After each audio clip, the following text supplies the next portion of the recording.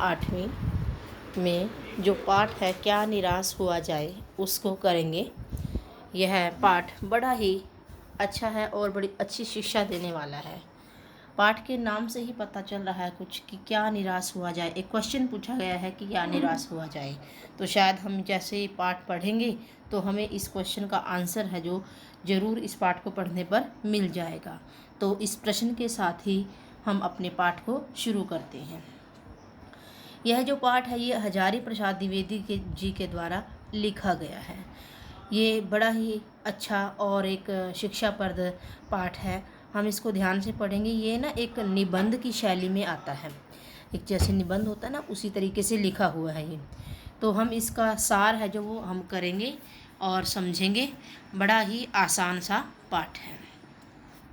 तो इसमें क्या निराश हुआ जाए निबंध है जो हजारी प्रसाद द्विवेदी जी द्वारा लिखा गया है। इस निबंध में लेखक ने सामाजिक बुराइयों पर प्रकाश डालते हुए स्पष्ट किया है कि बुराइयों के साथ साथ अच्छाइयों को भी उजागर किया जाना चाहिए। हमारी ये खास बात होती है कि हम लोगों के अंदर जितनी भी बुराइयां हैं उनको उजागर करने में, मतलब उनको दूसरों के सामने लाने में जुटे रहते हैं, लेकिन कभी भी हम यह नहीं सोचते कि कुछ तो उन बुराइयों के साथ साथ अच्छाइयाँ भी होंगी, हम उनको कभी भी सामने नहीं लाने का प्रयास करते। तो आचार्य हजारी प्रसाद जी हैं जो हमें यही समझाना चाहते हैं कि हमें कभी भी इस तरीके से व्यवहार नहीं करना चाहिए। बुराइयां हैं जो कमियां हैं वो हर व्यक्ति के अंदर होती हैं, लेकिन अच्छाइयाँ भी तो कुछ ना कुछ होती हैं उनमें। इसीलिए हमें बुराइयों की ओर न देख करके उन की अच्छाइयाँ हैं जो उनकी तरफ ध्यान देना चाहिए। तो पाठ को पढ़ते हैं ध्यान से। आजकल समाचार पत्रों में ठगी, डकैती, हत्या, चोरी, तस्करी आदि के समाचार भरे रहते हैं। हम समाचार पत्र पढ़ते हैं, न्यूज़ देखते हैं तो हमें बहुत ज़्यादा ये समाचार देखने को मिलते हैं। ऐसा लगता है इन समाचारों को देखने के बाद कि देश में कोई ईमानदार नहीं रहा है। इसका उदाहरण हमने 2 साल पहले ही कोरोना है जो जब आया था तब भी हमने इसका एक देखा था, क्योंकि क्या हम जब टीवी चलाते थे हज़ारों मर गए, लाखों मर गए, इस तरीके से हमें न्यूज़ मिलती थी। हमें ऐसा लगता था जैसे हम घर से बाहर निकले और हमें कोरोना हो जाएगा। तो ये न्यूज़ है जो वो हमें कहीं ना कहीं डरा देती थी। तो ऐसा ही आजकल जो न्यूज़पेपर हैं उनमें भी चोरी की खबरें, ठगी की खबरें, डकैती की खबरें, मारपीट की खबरें सारा दिन यही आती रहती हैं। तो ऐसा लगता है देख करके कि जैसे अब ना इस संसार में ना तो कोई ईमानदार बचा है और सब बेईमान हो गए हैं। प्रत्येक व्यक्ति को संदेह की दृष्टि से देखा जाता है। ये बिल्कुल सच बात है।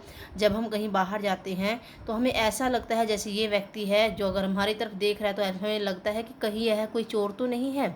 तो हमारा जो देखने का नज़रिया है वो संदेह से, डाउट से भरा हो गया है। एक मित्र लेखक को कहा कि इस समय सुखी वही है जो कुछ नहीं करता। हर आदमी दोषी अधिक दिखाई दे रहा है, गुणी कम। हर आदमी के अंदर दोष ही दोष, कमियां ही कमियां नज़र आ रही हैं और गुण कम नज़र आ रहे हैं। ईमानदारी को मूर्खता और सच्चाई का भीरुता समझा जाता है। तो ईमानदारी है जो, अगर कोई व्यक्ति ईमानदार है तो उस व्यक्ति को क्या सोचा जाता है कि मूर्ख है। वास्तव में ऐसा नहीं है कि वो मूर्ख है, बस वो अपनी सच्चाई पर डटा रहता है, अड़ा रहता है, इसलिए लोग उसको मूर्खता की संज्ञा दे देते हैं।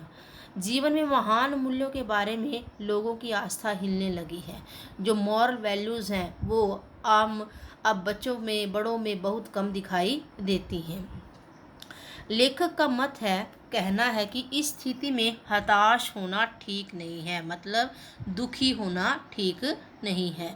भले ही हमें रोज़ किसी न किसी तरीके से ये खबरें हैं जो देखने को मिलती हैं, सुनने को मिलती हैं, तो क्या हम इन खबरों को सुनने से और देखने से अपनी जो ज़िंदगी है उसमें निराश हो जाएं, दुखी हो जाएं? तो लेखक हमें यही बताना चाहते हैं कि बिल्कुल भी नहीं, निराश होना या दुखी होना ठीक नहीं है। लोभ, मोह, काम, क्रोध आदि विकारों को प्रधान शक्ति तथा मान लेना उचित नहीं है।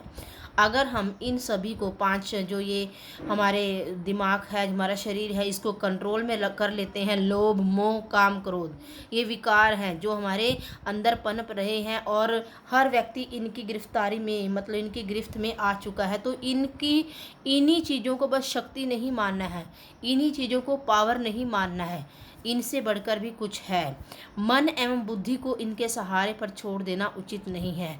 हमें लोभ और क्रोध और मोह इनके अधीन न रह करके हमें थोड़ा सा यह भी सोचना है कि जो अगर हम किसी का भला कर सकते हैं या हम किसी के अपने अपने स्वार्थ के लिए न सही दूसरे के परमार्थ के लिए कुछ कार्य कर सकते हैं तो यह बिल्कुल सही होगा। मन और बुद्धि है जो इनको हमने क्रोध और लोभ के हवाले नहीं करना है, इनसे हमें काम लेना है। भारतीय परंपरा में जो आचरण है वो कभी विश्वास नहीं किया गया, मतलब इस प्रकार का आचरण किसी पर भी, मतलब किसी भी व्यक्ति में यह नहीं बताया गया है कि लोभ और काम क्रोध मोह इसी से उलझे रहना है। कुछ लोगों की मन की अपवित्रता के कारण नियमों का पालन नहीं हो रहा है। कुछ लोग ऐसे होते हैं जो नियमों का पालन नहीं करते हैं, परंतु जो लोग नियमों का पालन करते हैं वो भी उसी की चपेट में आ जाते हैं। तो कुछ लोगों के कारण ही यह सब जो गलतफहमियां वो फैल जाती हैं। आगे लेखक ने बताया है कि भारत हमेशा से कानून को धर्म के रूप में देखता आ रहा है। भारतवासी हैं जो वो कानून को ही कानून है जो वो धर्म के रूप में मानते हैं, मतलब वो कानून को न मान करके धर्म को मानते हैं। उनको ये लगता है कि हमारे धर्म में यह सही नहीं है, परंतु आज इन दोनों में अंतर कर दिया गया है। धर्म और कानून में अंतर कर दिया गया है। धर्म भीरू कानून की त्रुटियों से लाभ उठाते हैं। जो धर्म से डरते हैं और वो कानून से किए जो गलतियां हैं उनसे लाभ उठाना शुरू कर देते हैं। धर्म को कानून से बड़ा माना जाता है। भारतीय संस्कृति में जो धर्म है उसको कानून से बड़ा माना जाता है। भ्रष्टाचार के प्रति जो आक्रोश है वह सिद्ध करता है कि लोगों को पापाचरण बुरा लगता है। भ्रष्टाचार के प्रति जो आक्रोश है, लोगों में जो गुस्सा है, वो इस बात को सिद्ध करता है, साबित करता है कि लोग हैं जो पाप से भरे व्यवहार है जो उससे वो लोगों को बड़ा बुरा लगता है। मतलब कुछ लोग ऐसे हैं अभी भी समाज में जो भ्रष्टाचार के प्रति आवाज़ उठाते हैं। इसका साफ साफ मतलब यह हुआ कि लोग इसको भ्रष्टाचार को सहन नहीं करना चाहते हैं, मतलब लोग जागरूक हैं। तो आज बुरी बातों को उद्घाटित करके लोग रस लेते हैं, यह बुरी बात है। लोग क्या करते हैं, दूसरे की बुराइयां सुनते हैं और आनंद लेते हैं, मज़े से उनकी बातें सुनते हैं। यह बहुत बुरी बात है। कभी भी हमें दूसरे की बुराई से आनंद नहीं लेना चाहिए। जहाँ तक हो सके उसके अंदर जो अच्छाई है उसको प्रकट करना चाहिए। लेखक के अनुभव के अनुसार आज भी दुनिया में सच्चाई और ईमानदारी ख़त्म नहीं हुई है। तो लेखक कहना चाहते हैं कि बहुत सारी ऐसी घटनाएं घटी हैं उनके साथ जिनको देख करके उनको ये लगा कि आज भी दुनिया में ईमानदारी है, वो ख़त्म नहीं हुई है। भले ही कितनी बेईमान दुनिया हो गई हो, लेकिन कहीं ना कहीं ऐसा अभी भी कुछ लोग हैं। ऐसे में एक उदाहरण देते हुए बताते हैं कि वो एक बार बस से यात्रा कर रहे थे और रास्ते में बस है जो वो ख़राब हो गई थी।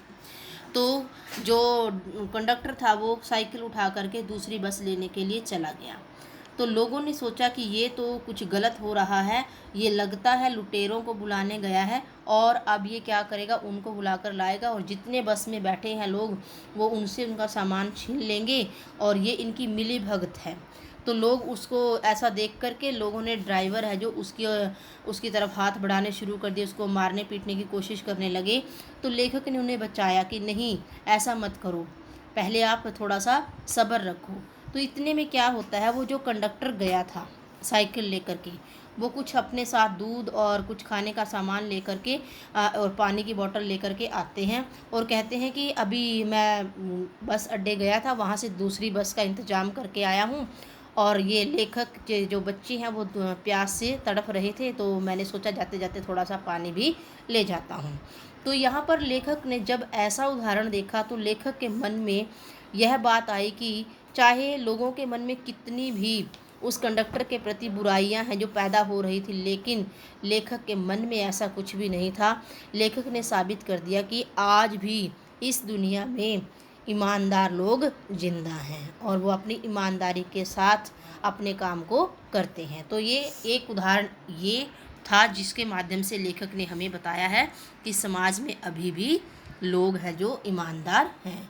तो कहने का मतलब यह हुआ कि लेखक ने हमें यह बताने का प्रयास किया है कि जो भी आप ये सब समाचार सुनते हो, न्यूज़ देखते हो, इनके माध्यम से अपने मन में कहीं भी ये मत बात लेकर आओ कि दुनिया में अब कोई विश्वास करने लायक बचा नहीं है। तो इस उदाहरण से हम यह बात समझ चुके हैं कि वास्तव में अभी भी दुनिया में ईमानदारी जिंदा है और मनुष्यता है वो समाप्त नहीं हुई है।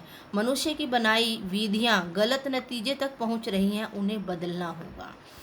आप आशा की ज्योति है जो अभी भी बुझी नहीं है, जो महान भारतवर्ष को पाने की संभावना बनी हुई है और बनी रहेगी। अर्थात हमारा भारत है जो वो महान बनेगा और आगे भी इसी तरह से महान बनता रहेगा।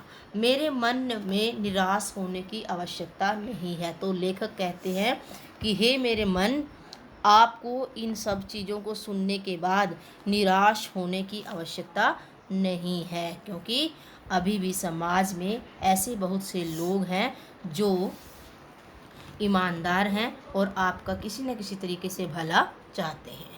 तो हमें इस प्रश्न का उत्तर मिल गया, क्या निराश हुआ जाए? तो प्रश्न ये था कि इस समाज में जो कुछ हो रहा है, क्या उन सब को देख करके हम निराश हो सकते हैं, किसी पर विश्वास नहीं कर सकते? तो इस प्रश्न का उत्तर हमें यहाँ पर मिल गया कि अभी हमें निराश होने की आवश्यकता नहीं है, क्योंकि समाज में अभी भी कहीं ना कहीं जो लोग हैं ऐसे बचे हैं, जिंदा हैं, जो परोपकार करते हैं, ईमानदारी से कार्य करते हैं। तो प्यारे बच्चों, हमें भी इस निबंध से एक छोटी सी सीख जरूर लेनी चाहिए कि हमें कभी भी किसी की बुराइयों की तरफ इतना ध्यान नहीं देना चाहिए। कुछ न कुछ अच्छाइयाँ हर व्यक्ति के अंदर होती हैं, तो हमें बुराइयों की तरफ ध्यान न दे करके अच्छाइयों की तरफ ध्यान देना चाहिए, क्योंकि कोई भी मनुष्य इस समाज में संपूर्ण नहीं है। हर व्यक्ति किसी न किसी कमी के साथ इस समाज में है, लेकिन हम अगर कमियों को ही देखेंगे तो हम कभी भी उसकी अच्छाई तक नहीं पहुंच पाएंगे। तो आशा करती हूँ पाठ आपको समझ में आया होगा और एक बार इसको ध्यान से समझेंगे। अगली वीडियो में हम इसके प्रश्न उत्तर करेंगे। धन्यवाद प्यारे बच्चों, स्वस्थ रहो, मस्त रहें और प्यारे बच्चों पढ़ने में व्यस्त रहें।